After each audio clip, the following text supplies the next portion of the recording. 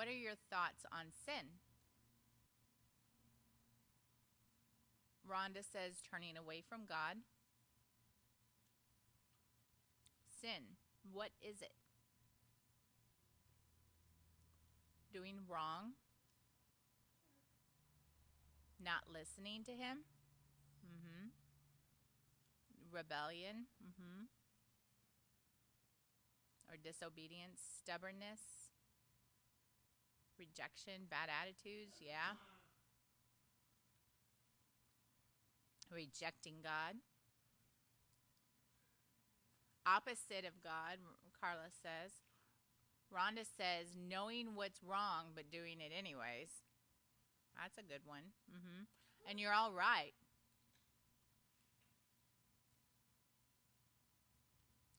My thoughts on sin were very limited. Just doing bad things was my understanding. Doing something bad. But really, there's more to it than that. It's not just doing bad.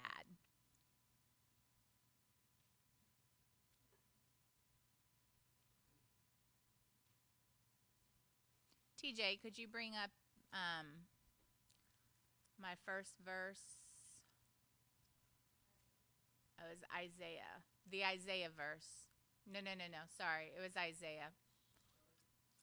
This is, I don't have videos this week. It's just going to be slides.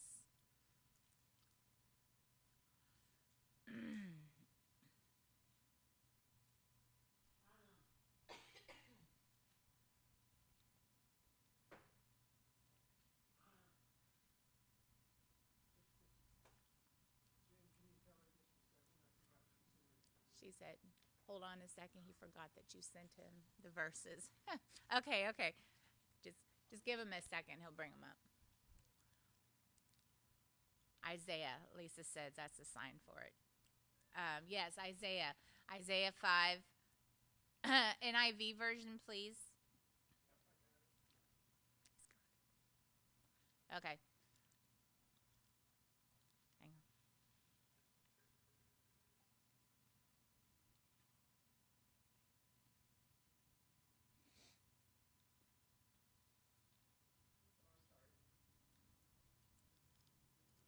So this is talking about Jesus dying on the cross. And this is a very famous passage. We've heard it often. And it says, but he was pierced for our transgressions. That word transgressions. I'm going to spell it for now because we're going to talk about it. He was crushed for our iniquities. I'm going to talk about that too. The punishment that brought us peace was on him, and by his wounds we are healed. And I'm going to talk about that.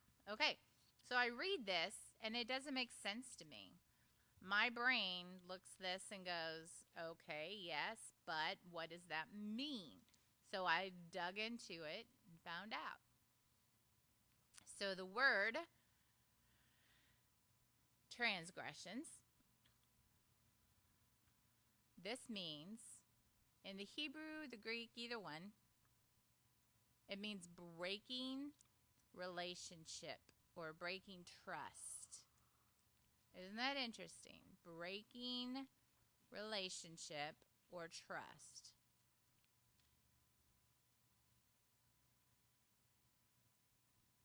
Another word is iniquities.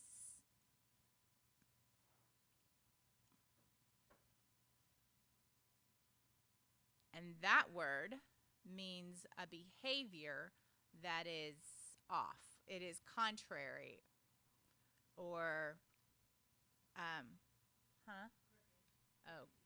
crooked. Crooked behavior. You know, it's like you can talk to someone and realize there's something wrong with that person. They're not quite right. They're not integrous. So we've all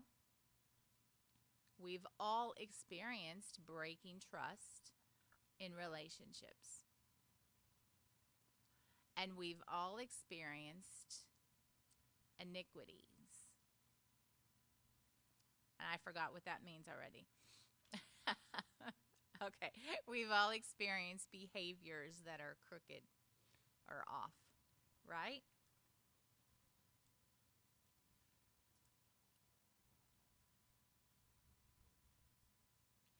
So now we're going to do something.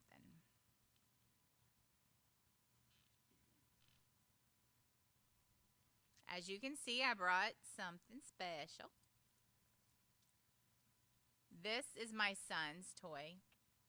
It is a bow and arrow set. And I need 3 or 4 people to volunteer to shoot an arrow. 4 people? Yeah. Okay. You want to? Come on up. Come on. I need one more. One more. Okay, but you're going to have to stand down there.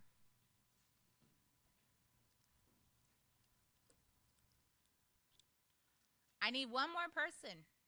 One more. All right. So we have 4 people. You're all going to take a turn. You're going to have one shot.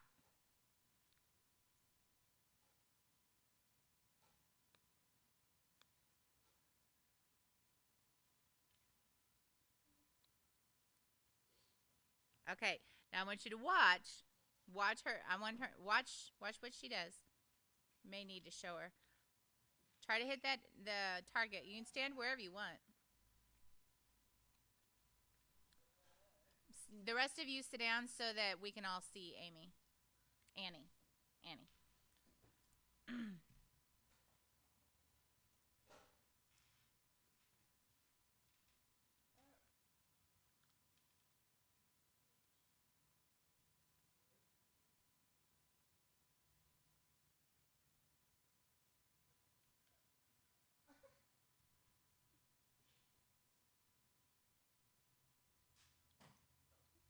Oh, man. That was your shot. Now get somebody else.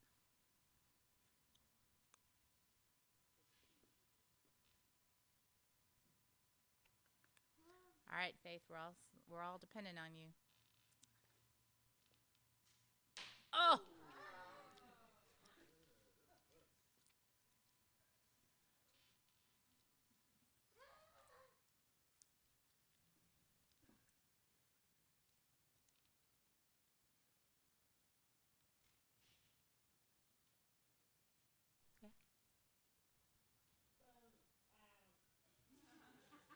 Lisa's going to coach him. Keep your eyes on the target. Oh, so close. Janae.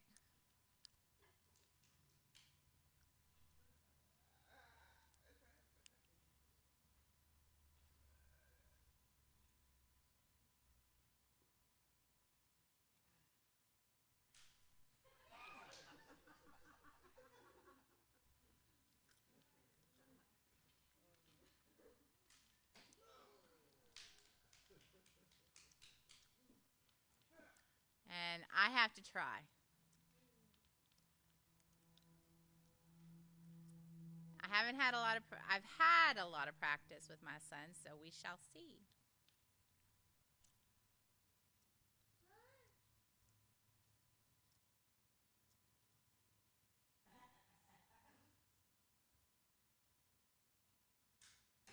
Oh, man.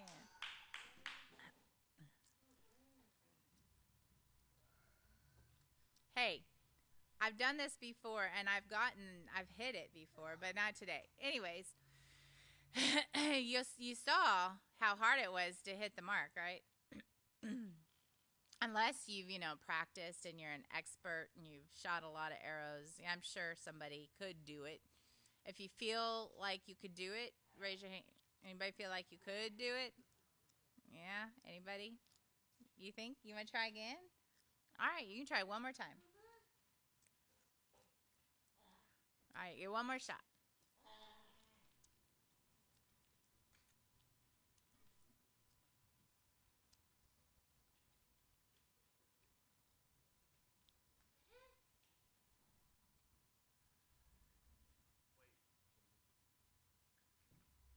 Oh, Jared's going to coach him.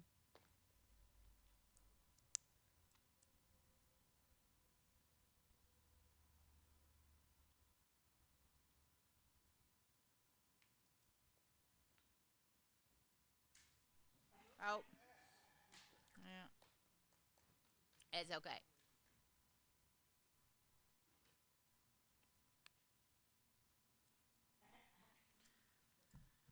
Annie wants to try one more time.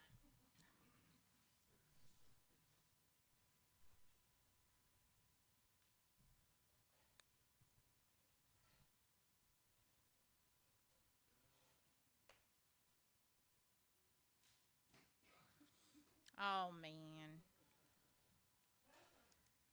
Maybe if you tried doing like this and then lining it up real good.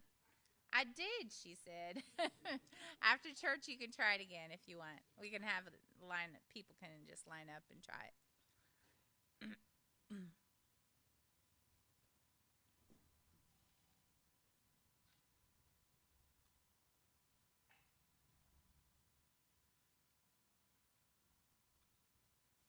So now that you've kind of seen the idea of the arrow and the target, we are going to discuss what the word sin means.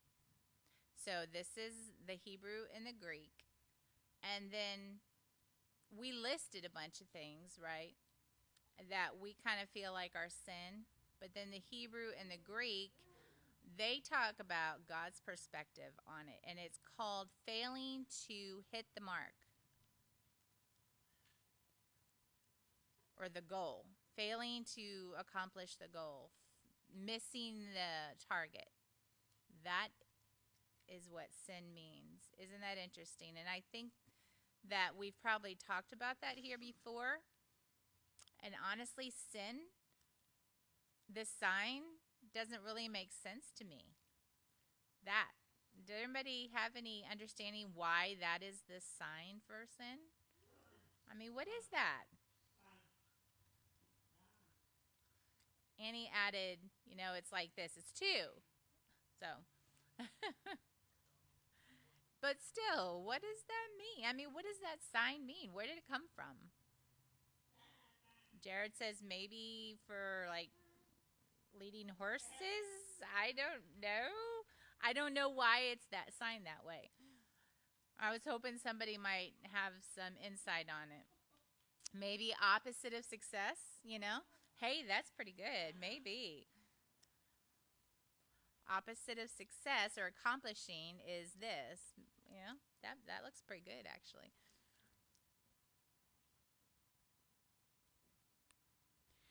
So there are two words, one in Greek, one in the Hebrew, for the word sin.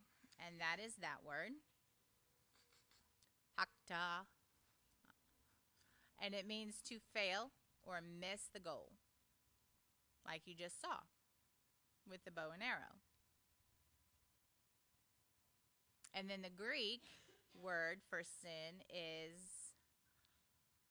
hamarata, something, something. Oh, well, you would know, smarty. And sorry, I was trying to guess my word. She knew it. I was like, smart. She's read into it before. So that is the Greek word for sin. And got that one? A devet. A devet. And that means like a defect, like a baby being born with something wrong. And, many of us have been born deaf. It's technically, the doctor would call it a defect. A defect. And so that word defect is the opposite of perfect.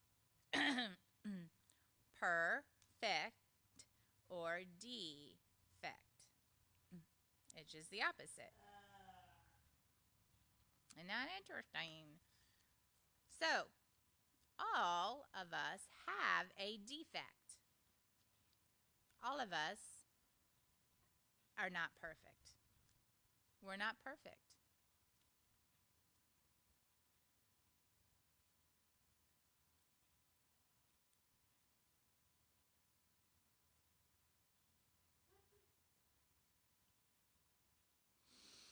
So it's like with a magnet. Have you seen playing with a magnet and you have opposite poles, or is it the same poles? So if it's the same poles, I'm not smart about this. If it's the same poles, they can't go together. They refuse to go together. That's the idea. Defect. Yeah. We try to be perfect, but we can't. We're not. We miss it every time.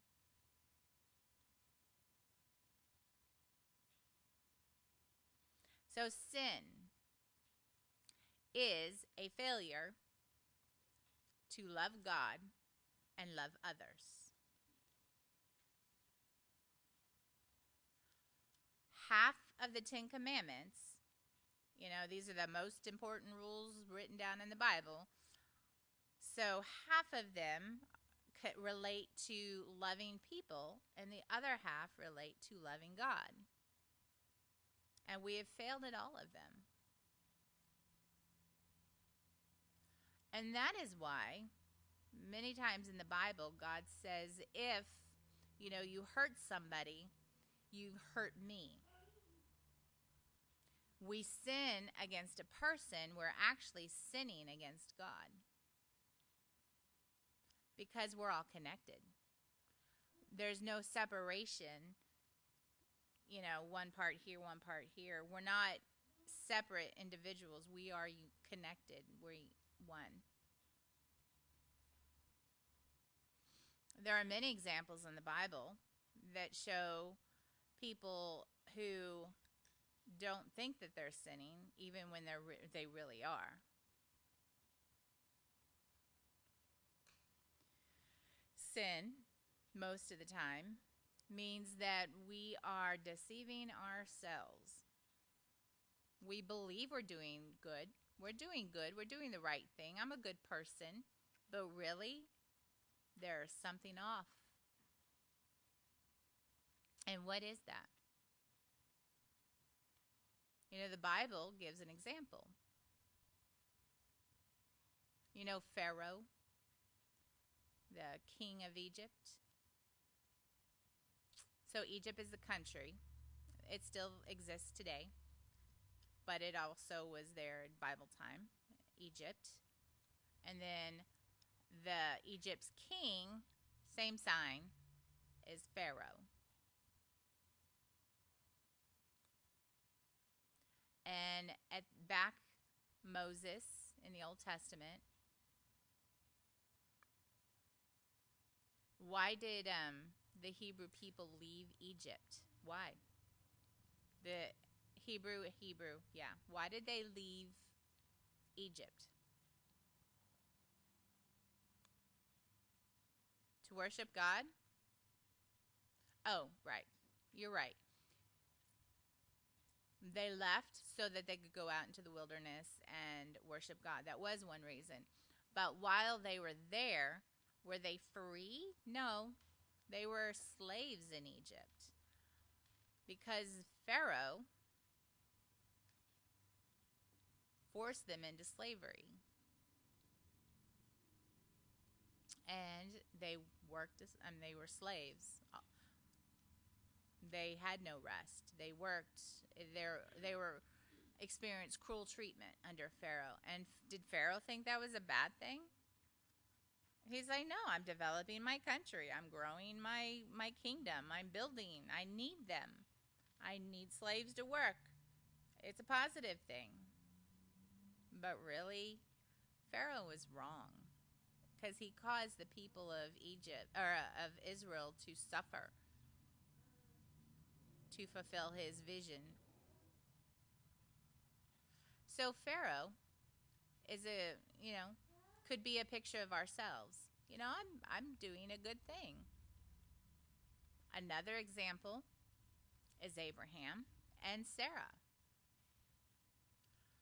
God promised Abraham,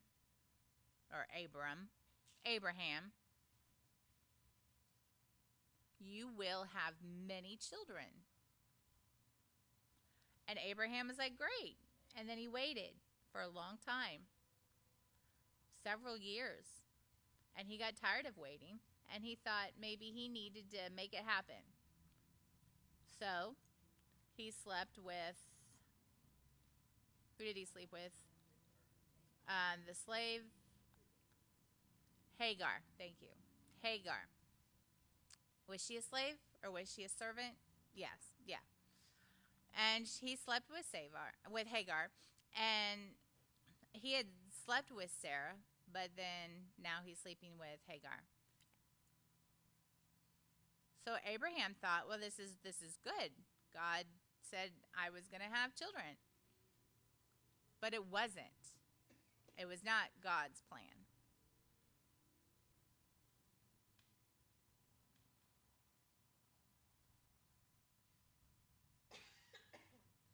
So real life examples might be, I mean, Bible is real life examples, but let's go with something current. I remember I was working many years ago with a person. It was a coworker, and something just really bothered me about them. They really annoyed me. I got frustrated with them all the time, and I just didn't feel right. And they were really innocent. I mean, they didn't do anything to me. It was just something that just didn't sit with me. I didn't like her. And I wasn't very nice to her. I was not. I put up a wall between us, and many years later, after, life, we went our separate ways, I realized, wow. And I looked into that, and I was doing some heart work, and I found out that that person hadn't done anything wrong, but I was jealous of her. So I built a wall between us. I mean, we could have been good friends. We could have had an awesome relationship. But I was jealous of her because she was so smart. She had graduated college. She had all these degrees, and she was good at problem solving, and I was jealous. And jealousy grew inside of me, and because of her success. So her success annoyed me, and there it is. I'm just being honest with you. We all have something that isn't, that we think, I'm a good person. She's just annoying. But I was lying to myself. I was wrong. So you see, sin is when we sin, we often deceive ourselves in thinking that we were right. So my sin ruined this relationship. And later on, I talked to her about it, and life went on, and she forgave me, but I had ruined an opportunity for a relationship. So sin causes us to follow our own desires and our own selfish wants, to do things for our own benefit, even if it hurts other people.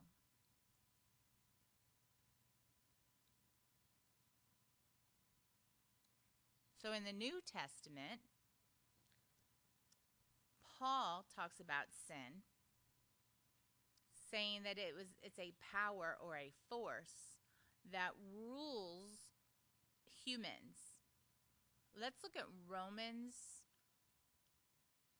chapter 6, verse 6. Could you just do an NLT on that? If you don't mind.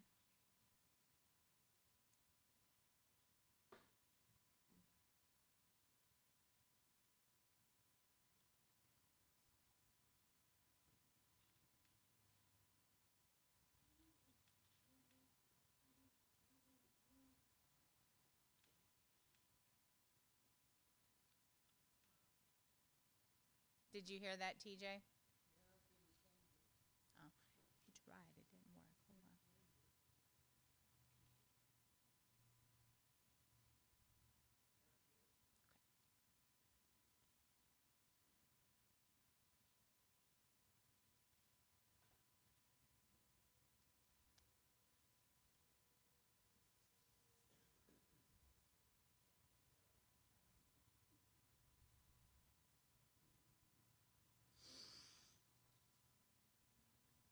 I'm going to sign it from my phone.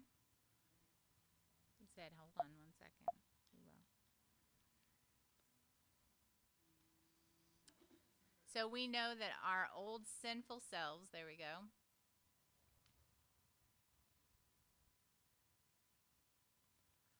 were crucified with Christ so that sin might lose its power in our lives. We are no longer slaves to sin.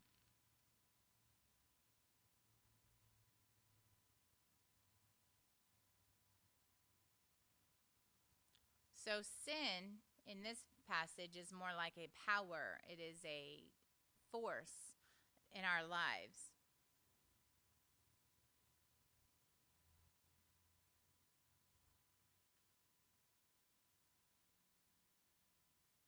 Now let's go to Romans 7, verse 15 and 16. Great. So I don't really understand, and again, this is talking about sin. It says, I don't really understand myself, for I want to do what is right, but I don't do it. Instead, I do what I hate.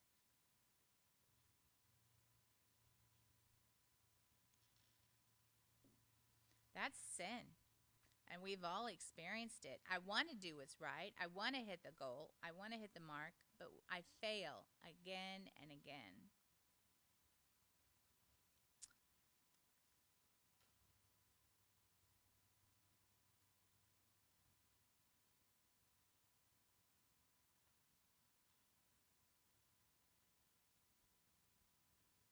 So I failed this morning. I forgot to have a video. Oh, that's right. Verse 16. There we go.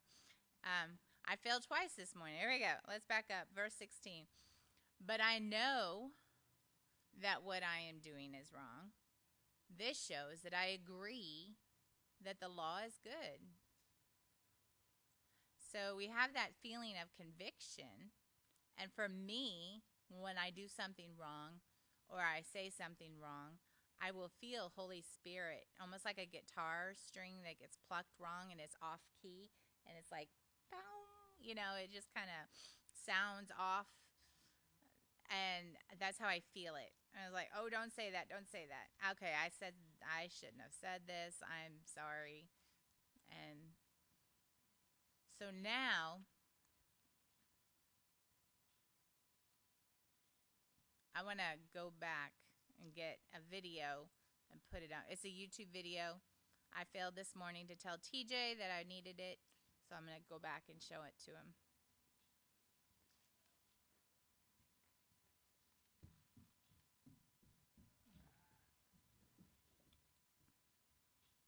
Okay?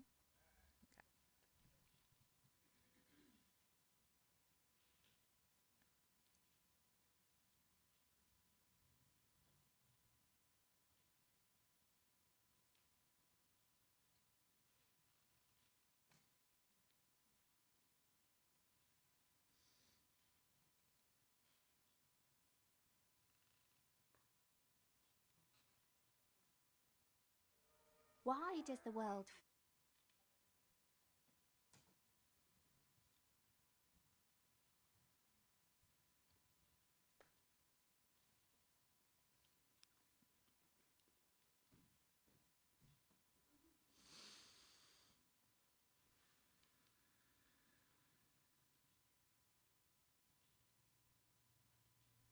Okay. So, for my question, 6. Yeah, Lisa was checking on a verse. Sorry, she asked me about a verse. Now I have a question for you. Sin. Okay, now we have a better understanding what it means. It's self-deception. It's a spiritual something that causes us to always miss the mark and not be perfect and fail again. But why? Why do we all have sin? Why? Why? God made us to be perfect, right? So why does he allow sin to happen? So now I want to show you this video. So hold on 1 second.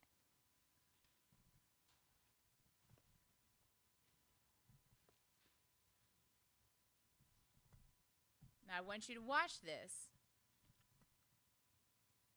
And afterwards you can tell me your thoughts on why there is sin. Okay? TJ, make the video slow a little bit. Can you slow the speed down a little bit so we can read the captioning?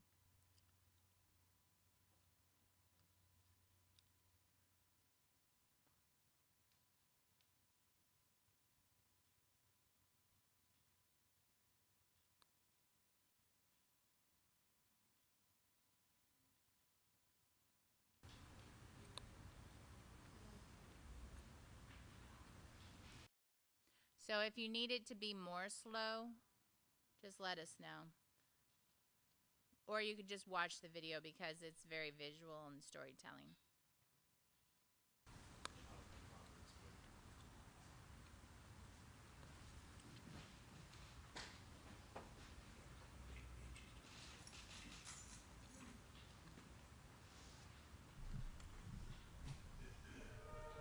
Why does the world feel like everything has just gone wrong? Well, let's go back to before the world even existed. See, in the beginning, everything was empty. Only God. But then God created everything, and he made it good. He made dark and light, and sea and sky, meadows and mountains and valleys and plains, plants, seeds, fruits, trees, and he saw that it was good. He scattered the heavens with the sun and the stars, and he filled up the sea and the sky with tiny fish and giant whales, eagles, owls, and parrots. He made all sorts of different animals, lions and monkeys and cats and ants and sheep and camels and skunks. And he saw that it was good. And then he made humans. Humans like us, made to be like him. He blessed them and gave them every plant and tree to eat. He told them to fill the earth and look after it. And then God rested. He saw all he had created, and he saw that it was very good. So the world was good. But then something went wrong. See, God had put Adam and Eve in a beautiful garden. They had everything they could possibly need. But he warned them. There was one tree they should not eat from, or they would die. And then one day, a serpent appeared to Eve. Did God really say, you must not eat from any tree in the garden?" he asked her. "We can eat fruit from the trees," she said. "But he did say we must not eat from the tree in the middle of the garden, or we'll die." "You won't die," the serpent said. "Your eyes will be opened and you will be like God." She saw the fruit and it looked good, and she wanted to be like God. So Eve had a choice. Would she trust that God knew best? She took it and she ate it. And she gave it to Adam and he took it and ate it too.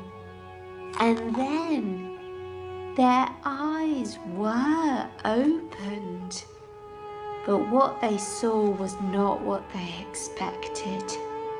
They were naked, afraid and ashamed. And they hid from each other and they hid from God. God asked them where they were, and he asked them what they'd done. But they blamed each other and blamed the serpent. For although God had given them everything, they had not trusted that he knew best. So they did not do what God had said. And so the world went wrong.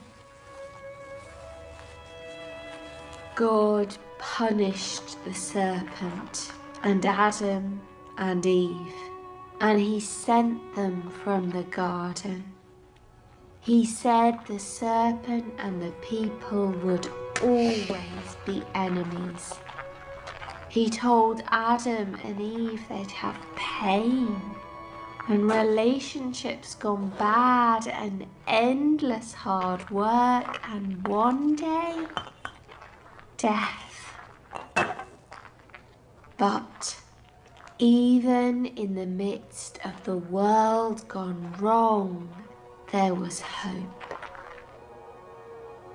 For God had said that from their family, someone to crush the serpent would come. A rescuer. Defeating evil and putting the world right again forever. So there in the midst of the world gone wrong, they worked and waited. And as their family grew and grew, they waited for their rescuer to come.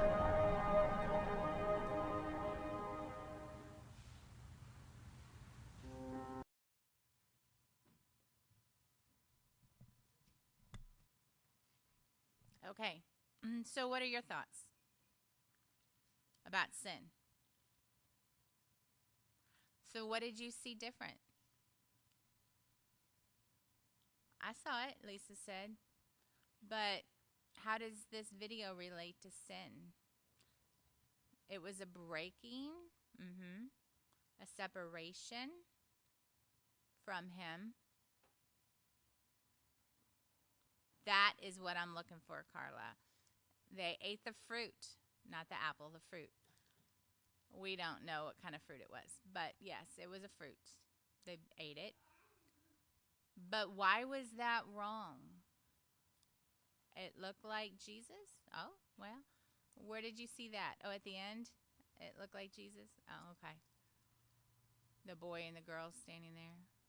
The white. Oh, yeah. She thought that shot looked like Jesus.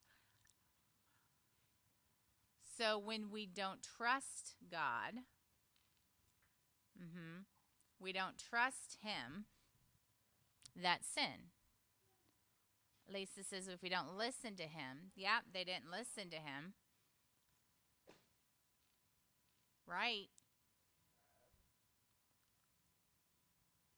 Adam and Eve were shamed, yes. So the point is, it's not, it wasn't a big bad thing. They just ate some fruit. But the thing is God had told them not to. And then the snake deceived them and said, oh, but did he really say that? Did God really say that that you'll die? He tested them. He manipulated them. What's interesting is that Adam and Eve, their punishment was to leave the garden. But who received the most punishment? The snake did. So hold on. We'll talk more about that in 2 weeks. Because next week, Stephanie and Cheryl are going to be leading our service because it's the first Sunday. And it's Kids Sunday. But in 2 weeks, we're going to continue this series. So now we understand sin. It's not just doing bad things. It's an internal thing. Oh, hold on. I got one important point. Eve, the woman, she had all the eggs inside of her, right? She is born with all of her eggs. All of my children, when I was born, were already in me when I was born. Did you know that? They're already in there.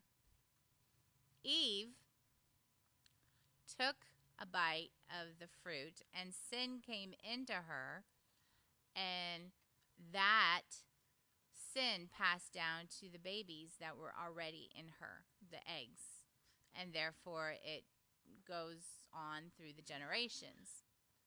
That was just an interesting nugget that I wanted to give you. I'm going to stop now.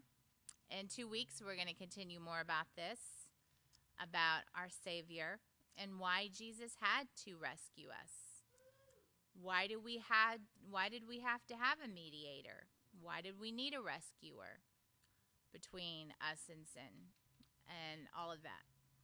So, I love you. Have a great week. I hope that you are inspired and